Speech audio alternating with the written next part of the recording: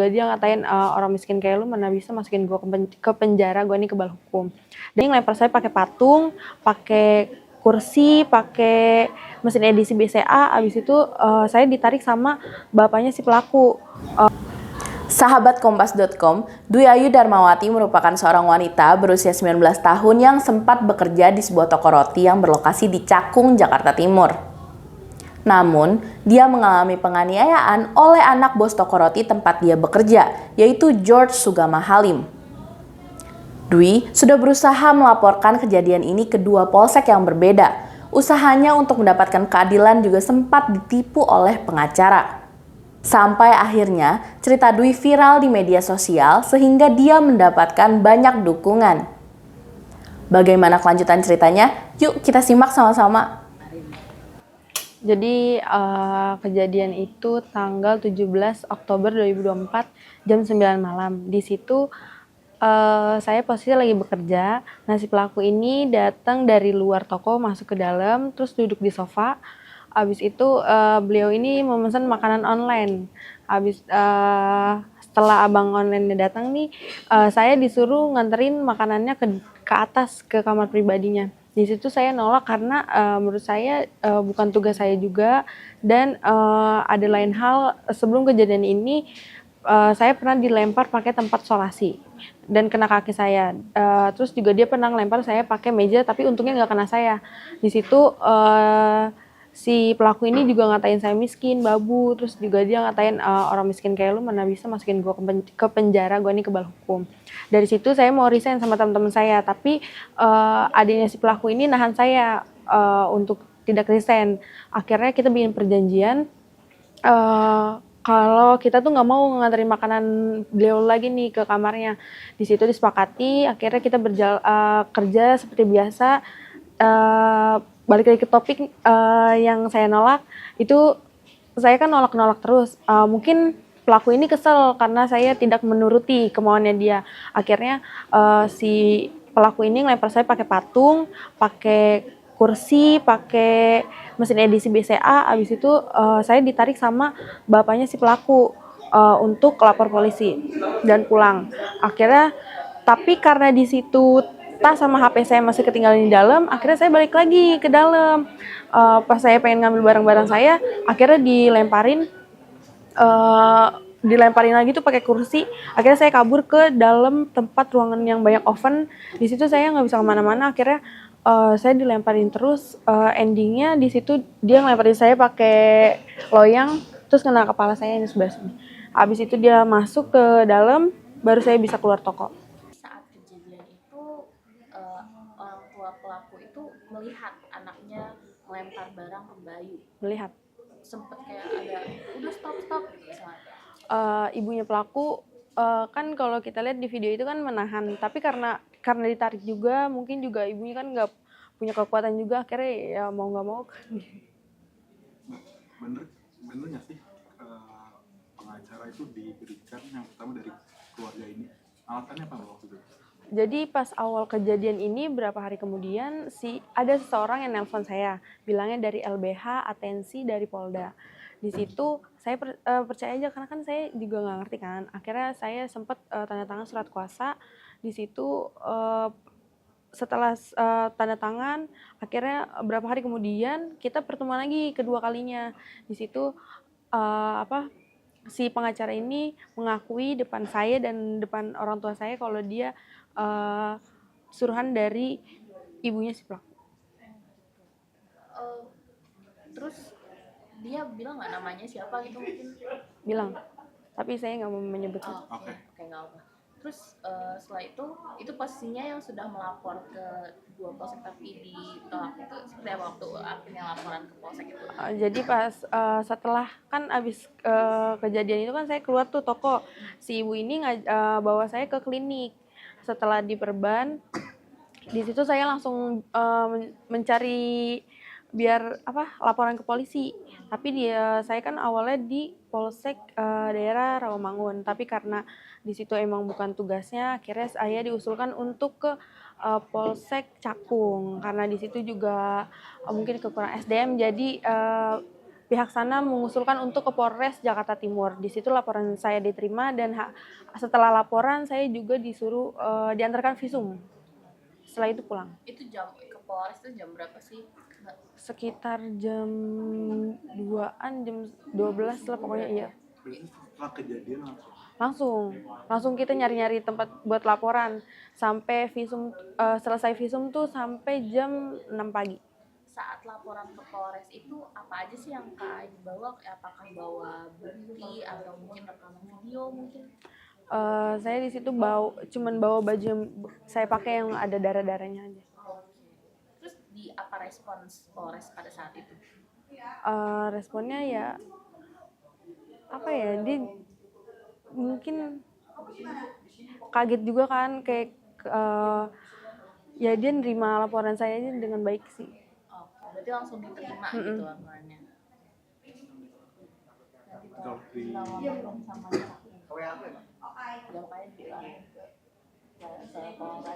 itu ditolaknya waktu di polsek itu apa Mbak? Karena kan saya perempuan, jadi mungkin di Cakung itu tidak ada polisi, iya, jadi diusulkan ke sana, ke Polres Jakarta Timur. Berarti nggak sempat buat LPS atau laporan di polsek? Di Cakung enggak. Berarti langsung ke Polres itu laporannya penganiayaan gitu? Iya. Oke. Terus waktu setelah yang pengacara pertama akhirnya dia mengakui sampai akhirnya dapat pengacara kedua, itu seperti apa? Katanya ibunya Kak Ayu ya yang dapat, yang itu seperti apa? Jadi pas kan karena di situ pengacara itu ngomong dari pihak disuruh dari pihak sana, mama kan juga ada. Jadi mama kayak mungkin kayak punya perasaan gak enak atau gimana. Jadi mama langsung cari pengganti buat pengacaranya. Awalnya nih pengacara yang kedua ini lancar-lancar aja, komunikasinya juga lancar aja. Tapi setiap ada info dari polisi, beliau ini ke rumah dan minta duit. Tapi dia juga ngasih tahu informasinya tapi minta duit. Sampai mama saya tuh abis-abisan, udah nggak tahu lagi mau gimana, tapi dia tetap minta duit. Akhirnya mama mau nggak mau jual motor satu-satunya. Berapa sih nominalnya setiap kali dia datang? Aku sih nggak tahu ya nominalnya berapa, tapi total dari keseluruhannya tuh 12 juta. Tapi itu bayarnya bertahap gitu setiap dia datang. Itu kondisi saat ini gimana? Kondisi saat ini gimana Kak? Setelah kasus sudah bergulir, terus udah sampai kemarin sempat dipanggil DPR, Kakak gimana perasaannya? Kondisinya Kakak? Perasaannya cukup lega karena juga udah pelakunya sudah ditangkap. Itu aja sih, cukup lega. Kalau kemarin dengar gajinya Kak Ayu ada yang belum dibayar terakhir, itu gimana Kak? Apa udah ada itikat baik dari bosnya mungkin Kak? Itu gaji saya yang belum dibayar hanya bulan Oktober. Di situ bos saya sempat untuk saya ngambil ke tokonya, tapi kan karena kondisi saya yang kayak gini nggak memungkinkan untuk saya ngambil gaji ke sana, karena kan di sana jadi toko itu langsung rumah dia. Jadi saya takut ketemu, maksud trauma lah ke situ. Akhirnya saya minta transfer, tapi nggak ditransfer. Sampai sekarang? Alasannya apa? Menunda tidak dibalas kah, atau mungkin dia ada kasih? Awal-awal sebelum dia meminta saya ke sana, dia sih bilangnya belum dihitung. Tapi pas dia minta ke sana katanya dia tuh mau berbicara sama saya. Tapi Kak Ayu belum karena Iya, karena trauma. Selain Kak Ayu yang belum dibayarkan gajinya, ada lagi nggak teman-teman yang belum dibayarkan dan curhat nggak ke Kak Ayu? Ada beberapa teman saya yang gajinya ditahan, dia udah bisa ngambil tahun depan Januari baru bisa diambil. Tahun depan Januari. Iya.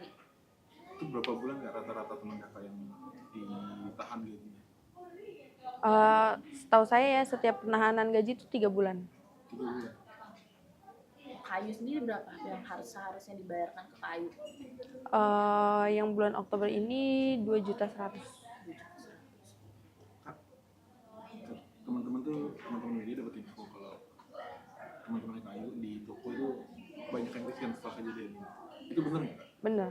Jadi pas kejadian ini Saya kan keluar duluan karena kan saya udah nggak mau lagi kan kerja di situ. Tapi teman saya di situ sempat masih kerja mengharapkan gajinya keluar. Tapi emang tetap gak keluar, akhirnya teman saya keluar semuanya yang di depan. Berapa orang Kak yang keluar?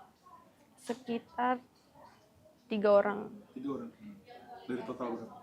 Kalau Ini khusus yang anak depan aja yang keluar. oh iya, Yang depan itu. Bukan yang kitchen Iya, gitu bukan ya? yang kitchen ya. Total yang di depan ada berapa sebelum kayu? Kalau sama kayu? 4. Oh berarti semuanya dong keluar? Iya, betul. Oh, berarti yang jaga depan semuanya keluar karena masalah gaji ini. Tapi kalau masalah gaji ini, anak dalam juga ada masalah sih, maksudnya atau kayu kurang tahu. Emang kan di sini gajinya tidak ada tanggalnya ya, jadi mungkin keresahan dari teman-teman itu sih. ada kontraknya? Kontrak kerja? Nggak ada. Jadi gimana? Jadi cuman tahap interview aja sih pas masuk kerja. Pas interview masuk kerja langsung disuruh kerja? Iya, Tanpa ada perjanjian kontrak ya? enggak. Masuknya part time atau full time? Aku full time. Full time. Oh, Jam jam kerjanya? kerjanya? Kenapa? Jam kerjanya? Karena waktu itu kekurangan orang, jadi saya sama teman-teman saya tuh selalu lembur. Jadi Jam berapa sampai dari jam berapa biasanya? dari jam 6 harus kan sampai jam 10 malam. Ya. Tapi karena kekurangan orang, jadi juga kerjanya kan banyak, jadi kita tuh selalu pulang jam 12, jam 1 gitu. Berarti dari jam 6 jam sore. Pagi, Dari jam 6 pagi sampai jam 12 malam. Berasa full time. Dapat uang lemburan nggak? Kalau lembur tuh dihitungnya sehari itu 150 150. Tapi dibayar kan? dibayar. Per hari itu atau diakumulasi di akhir? Oh, di akhir. Oh. Tapi kalau udah kita kan selalu kerja lewat dari jam kerja ya, itu nggak ada tambahan. Kak berarti menegaskan kembali yang ke depan, Kak Ayu bener ya diminta untuk buat laporan si George ini oleh ibunya? Apa ayahnya? Cuman bilang ini aja sih, lapor polisi gitu aja. Oh, lapor polisi gitu. Hubungannya Kak Ayu sama rekan kerja sama bos, berarti orang tuanya pelaku tuh seperti apa sih sebelum kejadian ini, terus yang Agustus sempat kejadian kena tepat sholatif itu sampai akhirnya sekarang udah viral gitu kasusnya gitu. Nah, gimana sih hubungannya Kak, kalau boleh dijelasin? Hubungannya sih baik-baik aja ya, tapi emang si pelaku ini orangnya kalau nggak diturutin dia bakal marah gitu. Dikenal baik nggak Kak si orang tua pelaku ini atau bos Kak Ayu? Sama orang-orang sekitar, sama karyawan, orang orang sekitar mengayomi nggak? Ya ada yang bilang baik, ada yang beda-beda sih, pendapat orang kan beda-beda ya.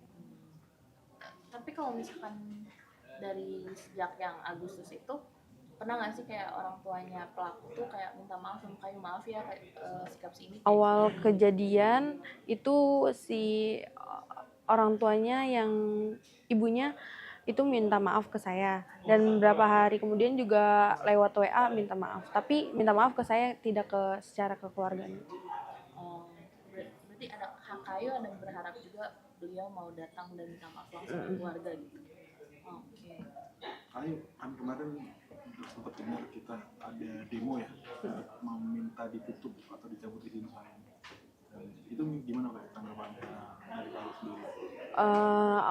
Pertama-tama saya mengucapkan terima kasih banyak kepada netizen dan kepada orang-orang yang di luar sana yang baik dan support. Tapi saya juga mau bilang ke teman-teman semua, jangan sampai menyerang tokonya, karena di sana kan masih banyak orang yang bekerja, kebanyakan juga orang yang tinggal di sana, yang kerja di sana tuh orang-orang yang sudah berkeluarga. Jadi kasihan kalau misalkan tokonya sampai tutup. Sosok si George itu kayak apa sih orangnya? Yang saya lihat sih orangnya normal aja ya, kan banyak orang yang itu dia sakit jiwa gitu-gitu. Tapi yang saya lihat orangnya normal aja, karena dia tuh sering bertemu sama orang meeting. Terus dia juga yang saya tahu dia ini menghandle cabang di Kelapa Gading. Tapi emang orangnya kalau nggak diturutin suka marah-marah. Temperamental. Berarti semua karyawan kayak gitu? Kalau untuk pelemparan ke saya aja, tapi kalau verbal ke semua karyawan. Dengan alasan tertentu atau tanpa alasan suka marah-marah? Kayak nggak diturutin, kemauan dia nih nggak diturutin itu sih. Misalnya apa? Selain yang tadi kayak tadi Kak Ayu Misalnya soal kita makanan gitu. apa ya? Misalnya kalau di tempat produksinya kayak apa ya? Rotinya gimana, jelek atau gimana, itu dia marah-marah. Terus juga kok rata-rata ini sih kalau anak depan kayak nganterin makanannya lama gitu ke kamar dia marah-marah gitu. Berarti dia memang sering meminta karyawan depan itu untuk nganterin makanan ke Betul. kamar dia gitu. Waktu yang perjanjian nggak mau nganterin lagi itu maksudnya kayak bikin sampai kayak tertulis tanda tangan Enggak, atau enggak. cuma janji ngomong? Janji ngomong aja. Oh, oke. Kalau yang nggak mau nganterin tuh kenapa sih Mbak? Apakah ada yang kenapa alasan Mbak? Apa mungkin ada takut rumah? Kalau setelah yang viral ini itu tuh saya sakit hati juga, terus juga takut karena biasanya kan dia mau aja sama siapa aja, tapi di situ dia maunya sama saya, kan saya jadi kayak takut gitu kan, kayak gitu. Jadi pernah ada upaya mungkin secara melecehkan atau mungkin Enggak. secara verbal? Enggak. Saat mau marah verbal juga tidak ada menjurus ke sana. Enggak. Ayo, soal yang tadi diduga penipuan pengacara tadi, ada rencana melaporkan ini nggak terkait penipuannya? Itu saya rasa nggak usah ya, karena mama juga yang nggak mau cerita sih namanya siapa, bahkan saya aja nggak tahu namanya siapa. Nggak ada tanda tangan perjanjian dulu. Nggak, paling perjanjian bukan perjanjian sih, surat kuasa, perpindahan surat kuasa. Kalau kemarin akhirnya bisa sampai ketemu Pak Jahe, sampai akhirnya ke DPR tuh gimana sih ceritanya Kak Ayu dari tanggal kronologinya gitu kan? Awalnya sih dari Bang John ya, yang saya juga mengucapkan terima kasih kepada Bang John dan teman-teman yang di luar sana, yang orang-orang baik juga yang di luar sana yang sudah membantu dan mendukung. Bang John ini juga ngebantu saya dalam memberikan tim hukumnya kepada saya untuk menyelesaikan kasus ini, dan juga memberikan saya pekerjaan di perusahaannya beliau dan memberikan beasiswa kuliah di universitas terbaik di Jakarta sampai lulus. Awalnya dihubungi sama Pak John itu lewat mana Kak Ayu? Lewat WhatsApp. Ditawarin bantuan hukum gitu. Iya. Bekerja sebagai apa Kak Ayu sekarang? Di bagian depan gitu. Bidang apa Bidang kalau apa? boleh tahu? Apa ya namanya? Saya juga. Oke. Lu udah mulai bekerja lu? Apa masih proses? Bang Jun sih nganggapnya saya sudah bekerja dari bulan yang lalu ya, tapi emang saya kan kondisinya masih banyak yang belum selesai nih kasusnya, jadi belum iya, jadi belum kerja di sana. Kalau kuliahnya jurusan apa rencananya? Mungkin perpajakan. Mbak, kalau job desk sebagai Kenapa? job desknya di toko roti itu sebagai apa? Aku sebagai kasir. Awalnya pas lamar di sana SPG, tapi karena senior saya pada keluar semua, jadi saya ditunjuk untuk menjadi kasir. Artinya emang Mbak Ayu itu udah pernah sebelumnya disuruh ngantar kue gitu atau ngantar apapun, atau baru kali itu aja?